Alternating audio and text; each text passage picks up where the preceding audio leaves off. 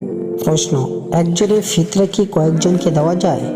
উত্তর, হ্যাঁ, একজনের ফিতরা কয়েকজনকে দেওয়া যায় এবং কয়েকজনের ফিতরাও একজনকে দেওয়া যায় যদি সে ফিতরা খাওয়ার উপযুক্ত হয়।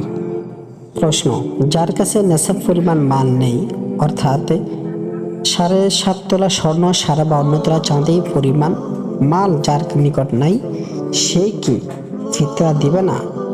উত্তর, হ্যাঁ, তাকেও অবশ্যই ফিতরা দিতে হবে, কিন্তু তার উপরে ফিতরা দেওয়া ওয়াজিব নয়।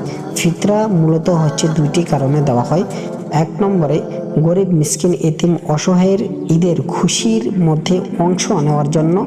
2 নম্বরে রোজা, নামাজ, হজ, জাকাত ইত্যাদি যা রমজান মাসের মধ্যে আমরা করেছি, মূলত রোজার ভুল ত্রুটি ক্ষমার লক্ষ্যে ফিতরা আদায় করার কথা বলে থাকেন। এই সুবাদে নেশাব পরিমাণ মাল থাকুক বা না থাকুক, সকলকে ফিতরা আদায় করে দেওয়াটা ওয়াজিব।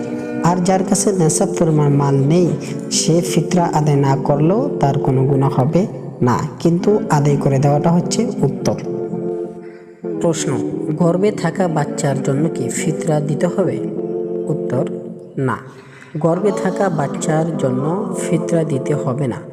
গর্ভে থাকা বাচ্চা যদি শুবে সাদিকের আগে, ঈদের দিন শুবে সাদিকের আগে ভূমিষ্ঠ হয়, ওই সময় তার ফিতরা দিতে হবে। 1 মিনিট, 2 মিনিট বা কিছু সময় যদি আগে ভূমিষ্ঠ হয়। আর যদি গর্ভে থাকা বাচ্চার পক্ষ থেকে নফল ফিতরা দিয়ে দেয়, তাহলে এটি দিলেও দিতে পারবে। এটা দেনেওয়ালা ব্যক্তির ইচ্ছার উপরে নির্ভর করে, দিলে সওয়াব পাবে, না দিলে কোনো গুনাহ নেই। প্রশ্ন, প্রবাসী বা বিদেশিদের ফিতরা কোথায় দিবে? উত্তর, প্রবাসী বা বিদেশিদের যে যেখানে আছে সেখানকার বাজার দর হিসেবে সেইখানেই ফিতরা দেওয়াটা হচ্ছে উত্তম।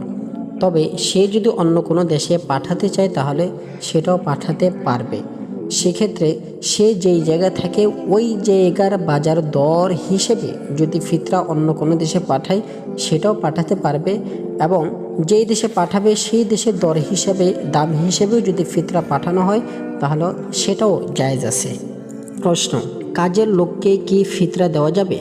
উত্তর, হ্যাঁ, অবশ্যই কাজের লোককে ফিতরা দেওয়া যাবে, কিন্তু বেতন আর ফিতরা দুটোটাকে এক করা যাবে না। অর্থাৎ বেতনের বদলায় ফিতরার টাকা দিয়ে বেতন পরিশোধ করা যাবে না। বেতন আলাদা এবং ফিতরা তার আলাদা করে দিতে হবে হাদিয়া হিসেবে, যদি কাজের লোক ফিতরা খাওয়ার উপযুক্ত হয়।